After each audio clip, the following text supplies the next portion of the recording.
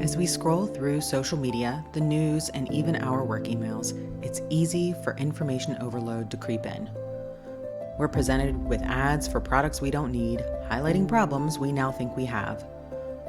The news is riddled with opinions and perspectives on topics that appear to be the most pressing.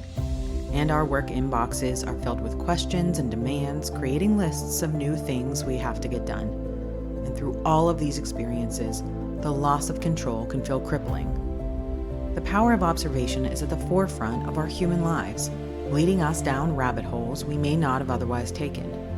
Recognizing this can be the first step towards reclaiming control and staying focused on what we really want to achieve. True power comes from our ability to take action in our lives so we can impact the greatest good for ourselves and those around us. And power isn't about control. Power is about agency. I'm Colleen Jenkins, and this is Humility Resources. Agency is our ability to make our own choices and decisions and have influence over our lives. Agency is to make choices based on research, reflection, and intention, as opposed to following someone else's opinions or persuasions. Agency is to question what is real versus what is being sold to us, and taking independent action on what we really want. In this episode, we will attempt to understand how regaining our agency can give us more control over our lives, choices, and results, particularly at work. Many of us think that we have control over our own actions, and that we generally do what we want and of our own accord. But is this really the case? Are all of our actions actually guided by our free will and conscious choice? The power of our unconscious brain is remarkable. Think about how we breathe without really having to control it. We can choose to focus on our breath and slow it down or speed it up, but when we're not focusing on it, it simply happens and at its own pace. Our brain controls our breath just as it controls our beliefs and actions. We can choose to stop and think about our actions, or we can choose to let the circumstances around us define our day and our plans. Have you ever been in deep thought while driving just to realize that you got to your destination, but you don't really remember the journey? Or getting in your car to drive to the store and you end up on your way to the office or airport or somewhere else you go frequently? Free will and its existence is a big topic in philosophy, religion, psychology, and neuroscience. While there are many widespread debates about the existence of true free will, many would say that thoughtful deliberation before acting, otherwise known as agency, is the best we can do. By acknowledging what we can do about our circumstances, we can tap into our inner power to shape our future and harness our sense of agency. At work, there can be a dual dynamic between feeling able to contribute and make a difference or feeling powerless and without influence.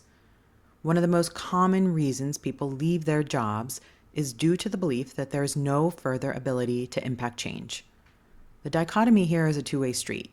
You have to believe you can, and in order to believe you can, you need to be in an environment that leads you to believe you can.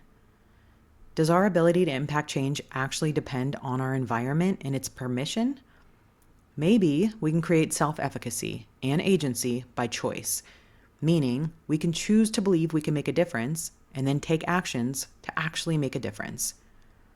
Choosing to believe something can sound delusional, but taking action towards that something is empowerment and independence. And this may sound like rolling a boulder uphill alone, especially in an environment that doesn't appear to reward change, but choosing to have agency at work is just that. It's a conscious choice. You do not need permission to have control over your actions at work. In fact, you're the only one who can give yourself permission and control over your actions.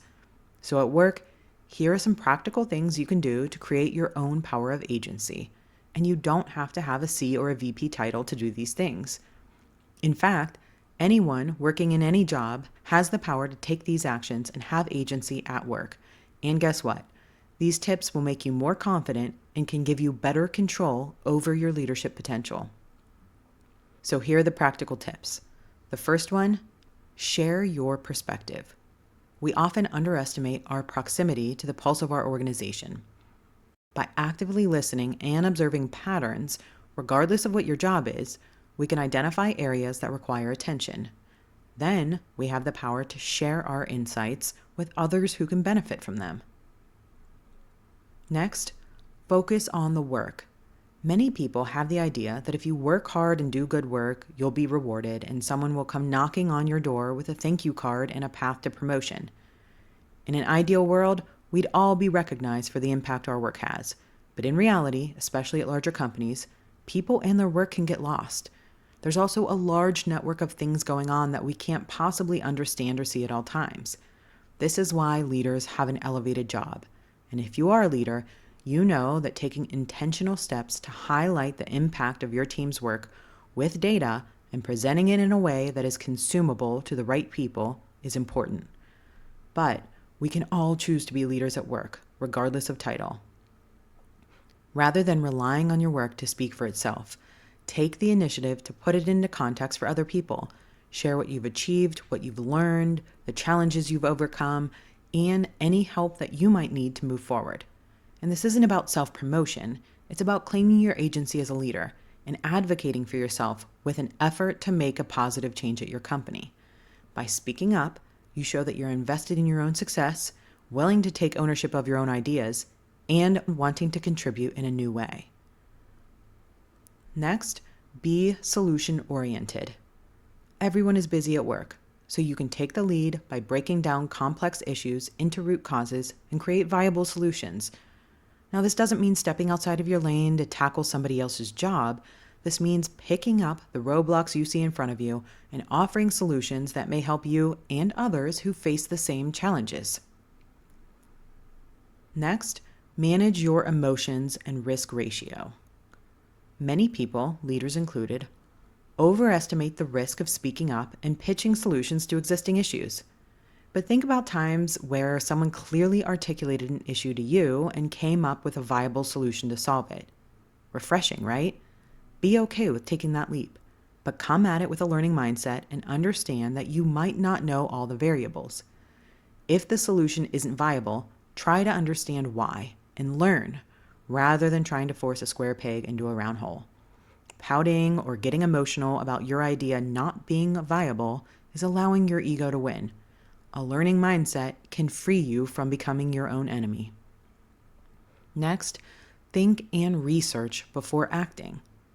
We are getting data constantly, all the time, from many different directions at work. And data doesn't have to mean literal data in reports. It means we're getting information and perspectives from many different places. For example, we may be presented with reports, but also others' interpretations of these reports. We're physically interpreting people's reactions and body language. We're also telling ourselves narratives about how we're perceived and we're perceiving others through our own biases. So don't just take in all of this sensory information and react. Give yourself the power to pause, get in the right frame of mind, write down issues at hand and solutions to overcome them, and use critical thinking and facts of the circumstance, not how we feel about the circumstance, actual facts, and generate opinions for how to address them. Next, be aware of the algorithms that lead you. Technology makes our lives easier, but we need to be aware that easier paths to productivity and product purchases may not be what we actually need. Taking back agency in your downtime at work can look like putting down your cell phone, staying off social media, and reading an actual book, or learning something based on research rather than ads. Finally, reflection. Taking time to think about what has worked in the past and what hasn't, and what you've learned, is the most powerful and final tool to help you have more agency at work. Reflection is how we learn and can be a catalyst for real growth. We have so much more power than we realize at work, and giving the steering wheel to our subconscious brain and emotions creates a dangerous ride. Our agency depends on the permission we give to ourselves. As we navigate the complexities of our work environments, it's easy to get caught up in our own perspectives and forget that true power lies not just in our actions, but in our willingness to listen, learn, and adapt. Humility is essential when exercising agency at work because we are part of something bigger, and our perceptions are filtered through our individual biases and experiences. Having agency while also acknowledging our limitations can allow us to approach challenges realistically and can give us the power to adjust course as needed. Agency is taking action, but also embracing the unknown, tolerating ambiguity, and being okay with not having all the answers. In doing this, we can tap into the collective wisdom of those that we work with, have deeper connections with others, and create growth and innovation that benefits everyone. Practicing agency at work is more about just taking control. It's also about being willing to let go of our assumptions and to stay curious. If you would like to revisit these practical steps towards reclaiming agency at work, visit us at humilityresources.com and navigate to our blog.